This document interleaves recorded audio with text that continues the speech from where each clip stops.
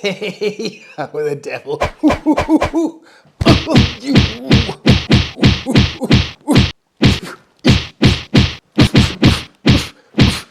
Oh yeah.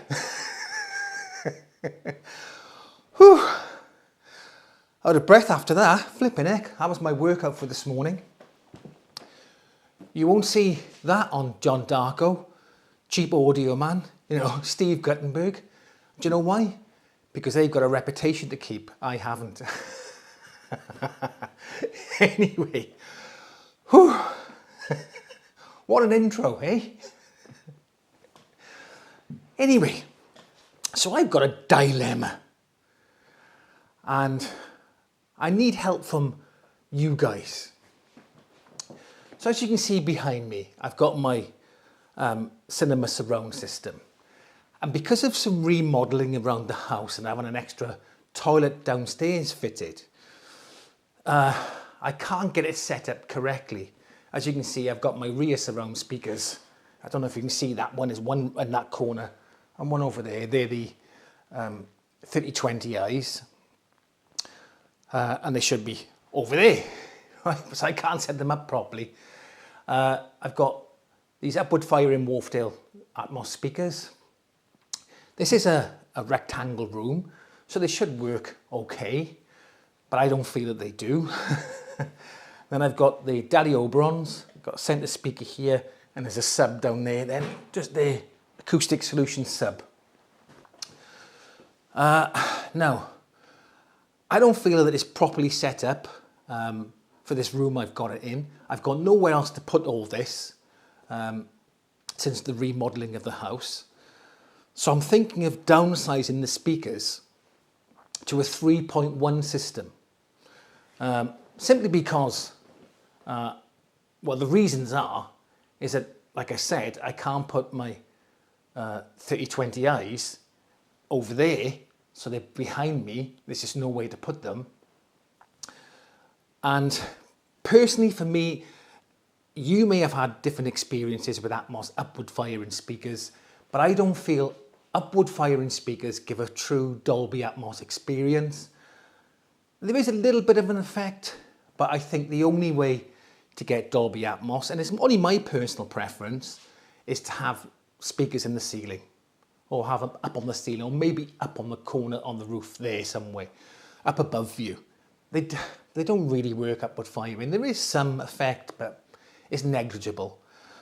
So this is my plan. I want to turn it into a 3.1 system.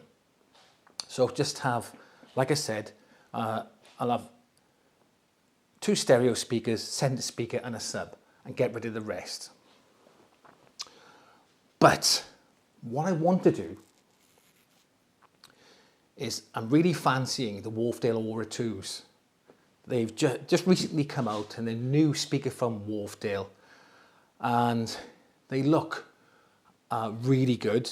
I've seen some reviews, not many reviews of them around at the moment. Erin's Corner has done a review on them, and he was really impressed by them. And Steve Guttenberg has done a review on them, and he was really impressed by them. But here's this thing, they're £2,000. Oh, flipping heck. £2,000. And get this is what I don't understand. You're paying £2,000 for the speaker, and if you want the matching stands, it's an extra £1,000. Now, correct me if I'm wrong, but do you think speaker stands should be up £1,000? What are they made of? Diamonds and gold? I mean, they look like good stands and well made, but £1,000? If I'm gonna, look, most of us in the real world would struggle to buy a pair of £2,000 speakers. And to add £1,000 on for the stands is a bit of an insult. I think Wharfedale are cashing in a bit there. They know that you've got this speaker, it's £2,000, but everybody really wants to have those stands to go with them. Because, you've got to have these stands. But if £1,000, get out of it. So if I do get these speakers, I won't be getting the stands, unfortunately. I'd like to have the stands, but at £1,000, to me, that's beyond my reach. So I have to get some other stands to go with it, a little bit cheaper. I mean, £300, £400 maybe, £1,000 on your bike, son. Jog on.